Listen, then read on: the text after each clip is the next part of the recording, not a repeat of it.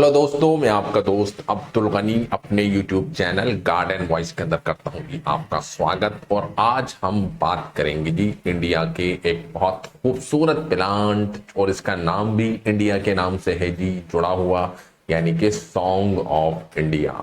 तो song of India के नाम से ये प्लांट है जी फेमस। और अगर आप नर्सरी में जाएंगे और इसके बारे में बात करेंगे सॉन्ग ऑफ इंडिया, तो आपको ये प्लांट मिलेगा। तो इस प्लांट को कैसी एनवायरमेंटल कंडीशंस चाहिए, किस तरीके की लोकेशन इसको अच्छी लगती है, किस तरीके की मिट्टी है, और पानी को आपको कैसे इसके अंदर देना है, और प्रोपगेशन आप किस तरीके से कर सकते हैं, तो XYZ सारी इंफॉर्मेशन हम देंगे जी इस वीडियो के अंदर। तो सबसे पहले नाम इसका सॉन्ग ऑफ इंडिया, ठीक है जी। आप इसको छोटे से छोटे पॉट के अंदर भी लगा सकते हैं और बड़े पॉट के अंदर भी लगा सकते हैं, ठीक है। अगर आप इसको छत के ऊपर रखते हैं और ब्राइट लाइट के अंदर रखते हैं और सूरज की डायरेक्ट जो इंटेंसिटी वाली, शिद्दत वाली जो रोशनी होती है, यानी कि मई जून की गर्मियों की दोपहर की गर्मी से इसको बचाते हैं, तो ये प्लांट आपका बहुत अच्छी तरीके से करेगा जी ग्रो, अगर आप इसको आउटडोर रखते हैं, ठीक है जी।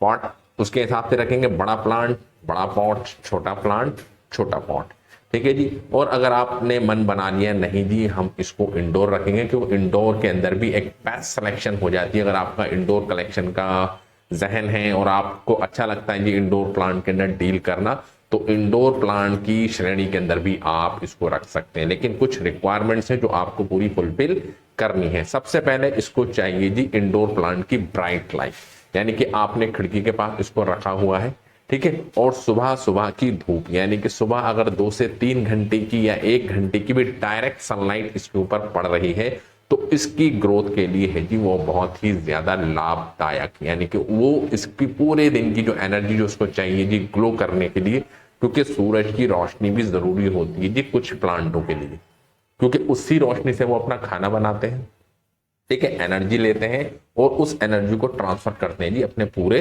प्लांट के अंदर। रूट्स क्या होती हैं? रूट्स नॉर्मली आपको पता ही है, रूट्स की तो इंपॉर्टेंस बहुत ज्यादा है, ठीक है। जर्मिनेशन के अंदर जितनी ज्यादा रूट्स घनी और उतनी ही ज्यादा आपके प्लांट की ग्रोथ। तो रूट घनी कैसे हो, तो उसके लिए आपको ध्यान रखना पड़ता है कि इसकी सॉइल मिक्सचर, ठीक है, सॉइल किस तरीके की होनी चाहिए। ये नहीं कि आपने डायरेक्ट नर्सरी से लेकर आए और नर्सरी ही वाली मिट्टी आप लेकर आए और आपने इसके अंदर लगा दी। 2 से 4 दिन तो ये सरवाइव करेगा, उसके बाद आपको क्या होगा कि आपका ये जो प्लांट है वो मर जाएगा। यानी कि आपकी जो मिट्टी होनी चाहिए वो होनी चाहिए जी भुरभुरी। भुरभुरी मतलब उसको अगर आप छुएंगे तो वो तितर बितर हो जाए, यानी कि उसको तोड़ने के लिए आपको मेहनत ना करनी पड़े। आपकी सूखी मिट्टी हो जाती है, ठीक है। सूखी मिट्टी का मतलब ये है कि आपने उसके अंदर पानी डाला, और अगर आपने उसके अंदर पानी नहीं डाला तो वो इतनी ज्यादा हार्ड हो जाएगी कि आप उसको कुरेद भी नहीं सकते हैं।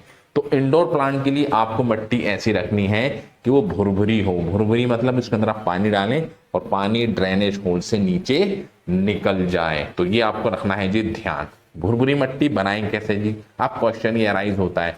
तो भुरभुरी मिट्टी बनाने के लिए क्या होता है कि आप जो भी मिट्टी लाए हैं जी, गार्डन सॉइल जिसको हम कहते हैं, उसके अंदर आप क्या करें, कोकोपीट मिला दें और रेत उसके अंदर मिला दें, और क्या मिला दें जी उसके अंदर, आपकी खाद। यानी कि 4 चीज अगर आप उसके अंदर मिला दें तो आपकी मिट्टी भुरभुरी हो जाएगी।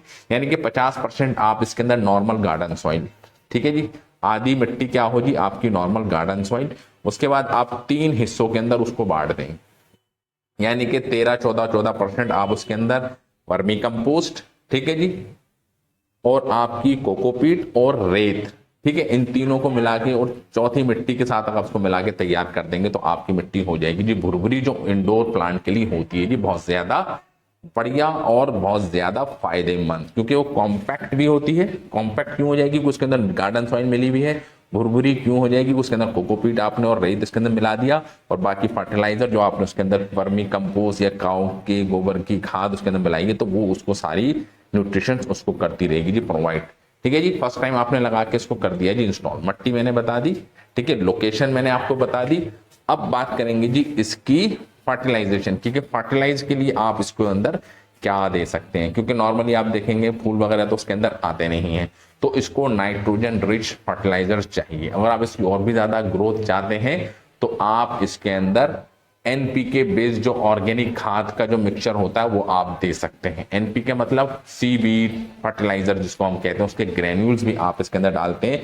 वो टोटल एक कॉम्बिनेशन होता है जी खाद का, यानी कि सीवीड का आप लिक्विड भी इसके अंदर डाल दें, ठीक है। अगर लिक्विड नहीं है तो ग्रेन्यूल्स आते हैं जी दाने, तो वो 1 चम्मच इसके अंदर आप डाल दें तो 4 से 5 महीने की हो जाएगी छुट्टी, क्योंकि इंडोर प्लांट्स को ज्यादा खाद की जरूरत होती नहीं है, ठीक है।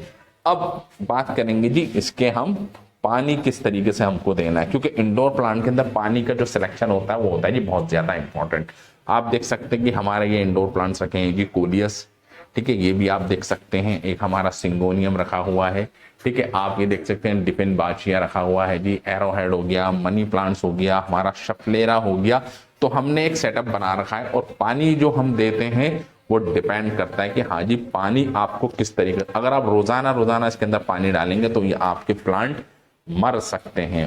रोजाना पानी डालने की आदत जो होती है वो होती है जी बेकार, खास तौर से इंडोर प्लांट के अंदर। बाकी आउटडोर आपके प्लांट है, बहुत ज्यादा गर्मी है, ठीक है, तो आप पानी डाल रहे हैं तो वो आपको डालना पड़ेगा। लेकिन इंडोर प्लांट के अंदर क्या होता है, अगर आप एक दिन पानी छोड़ भी देंगे तो आपको कोई ज्यादा प्रॉब्लम नहीं आएगी। तो पानी के अंदर आपको क्या करना है कि इसकी मिट्टी को आपको देखना है जी कुरेद कर, यानी कि देखेंगे कि हाँ जी ऊपर की अगर आपको मिट्टी खुश्क लग रही है, ठीक है, ऊपर की मिट्टी हो गई है जी ढीली, ठीक है, और उसको आप कुरेदेंगे तो वो बिखर जाएगी, तो आप ऐसी कंडीशन में इसके अंदर डाल सकते हैं पानी। जैसे कि आप देख सकते हैं शफलेरा का हमारा ये लगा, ठीक है। अभी आप देखेंगे कि मिट्टी गीली है, जबकि इसके अंदर पानी डालने में हमको 4 से 5 दिन हो चुके हैं, क्योंकि मिट्टी आप देख रहे हैं गीली है, ठीक है। और एक मिट्टी अगर मैं आपको दिखाऊं जो हो जाती है जी खुश्क, उसको अगर आप कुरेदेंगे, देखिए आप मिट्टी थोड़ी कुरेद रही है पर ऊपर से, क्योंकि अंदर अगर आप जितना कुरेदेंगे आपको दिखेगा पानी इसके अंदर ऑलरेडी पड़ा हुआ है। तो ये आपको इस अपने इन इमोशंस के ऊपर करना पड़ेगा जी कंट्रोल। एक आपके करीब में पौधा रखा, उसकी मिट्टी बहुत ज्यादा खुश्क है क्योंकि उसको पानी बहुत ज्यादा चाहिए होता है, और बराबर में दूसरा पौधा रखा हुआ, उसकी मिट्टी गीली है, लेकिन आपने फिर भी उसके अंदर पानी डाल दिया, ठीक है, यानी कि आपने ओवर वाटरिंग कर दी। तो क्या होगा, आपका जो पौधे की जो जड़ें हैं वो गलना स्टार्ट हो जाएंगी, क्योंकि आप डेली पानी इसके अंदर डाल रहे हैं। तो आप अपनी इस आदत को छोड़िए, खास तौर से इंडोर प्लांट के अंदर आपको इस चीज का बहुत ज्यादा ध्यान रखना पड़ेगा। ओवर वाटरिंग अगर आप करेंगे तो आपका पौधा मर सकता है, ठीक है जी। तो ये आपको नहीं करना, जब आपके गमले की मिट्टी पूरी तरीके से खुश्क हो जाए 1 से 1.5 इंची, तभी आप इसके अंदर पानी डालें। अदरवाइज आप अपने इंडोर प्लांट को जानबूझकर उसको पहुंचा देंगे, उसको खत्म कर देंगे, यानी कि अपनी लापरवाही की वजह से उसको डेड करा देंगे, ठीक है। तो आपको इन सब चीजों को रखना है जी ध्यान से। तो सॉन्ग ऑफ इंडिया हो गया, और अगर आप देखें तो सारे ही नॉर्मल जो हमारे प्लांट होते हैं उनको इसी तरीके से आप केयर कर सकते हैं। बाकी रहा जी आप इसका प्रोपगेशन, तो आप इसकी प्रोपगेशन कटिंग को काट कर, एक हेल्दी कटिंग होनी चाहिए जी, तकरीबन पेंसिल की जो हमारी जो विड्थ होती है उसके बराबर आप इसको मट्टी के अंदर भी ग्रो कर देंगे। रेत के अंदर अगर आप इसको लगाते हैं, किसके अंदर जी, रेत के अंदर आप इसकी कटिंग को लगा के ग्रो करेंगे तो हो जाएगा। उसके बाद आप इसको ट्रांसप्लांट कर दीजिए जी, रीपॉट कर दीजिए उस गमले के अंदर जिसके अंदर आपको लगाना है, और आप इसकी देखभाल कीजिए, और आपका सॉन्ग ऑफ इंडिया का पौधा ऐसे ही खुशगवार तरीके से आपका ग्रो करता रहेगा। और आपकी जो पत्तियां आपको दिखेंगे डेड हो रही हैं, सूख रही हैं, तो आप उनको बाकायदा तोड़ते रहिए, ठीक है, उसको इग्नोर मत कीजिए, क्योंकि उस पत्ती की वजह से आप देखेंगे दूसरी पत्तियां भी हो सकती हैं। और ये पत्तियां डेड क्यों होती है, तब आप इसके अंदर ओवर वाटरिंग करते हैं।